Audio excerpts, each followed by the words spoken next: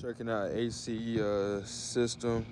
Now the call was they had a spark, and this was causing a spark. It was up on a metal desk, just hanging.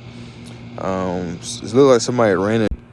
So it looked like they ran a new wire instead of removing old wires. So I guess this was just touching and all that, which was pretty weird and all. I'm not sure how that even came about.